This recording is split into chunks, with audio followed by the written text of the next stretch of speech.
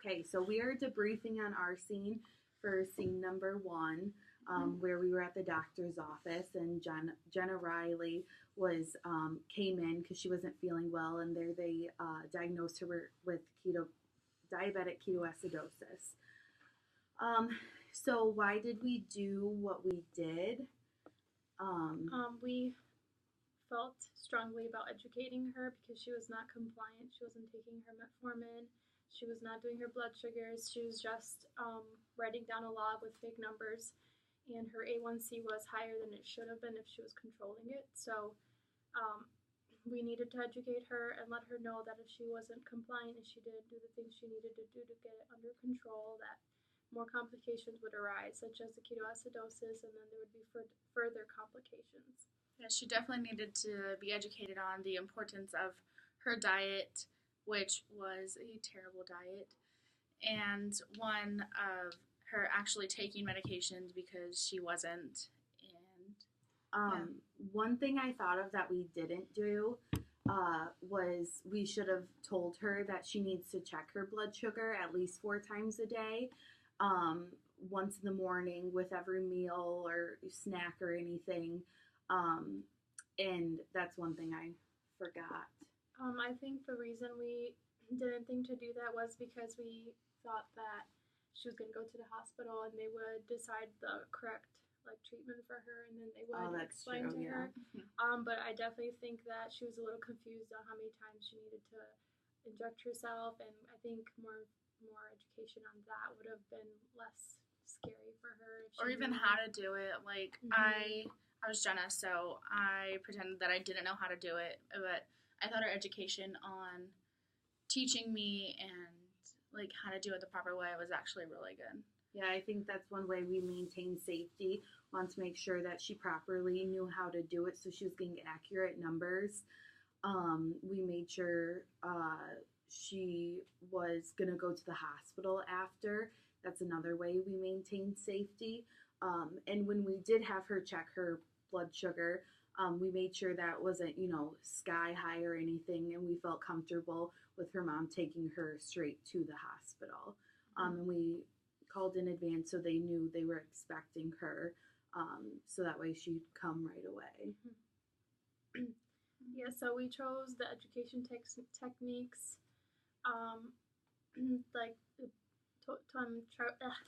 chose to educate her on her diet and exercise because those are 2 of the most important things with diabetes.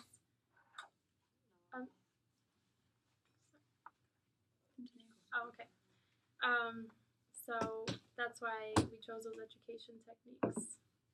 Yeah, and we definitely did the how-to, I think making sure, having her show us first how to do it, and then, us correcting her and teaching her the proper way. We chose that because I think you learn the best doing hands-on education, and we also recommended that she be, what's the word? Prescribed a dietitian. Or, way, a consultation. Yeah. Yeah. Because I think she needed a little help with her diet. Right.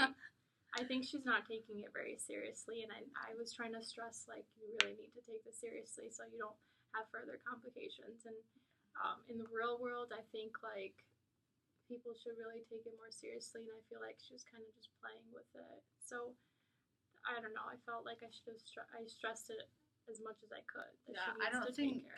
I don't think Jenna actually knew exactly what diabetes was, right, or she is young, how serious it was. She's 14, right? So I think our education on what it is and how to manage it in a way, it was good, and I think she's starting to understand it, and I think that sets up for the next couple scenes where she'll actually understand what it is and what to do.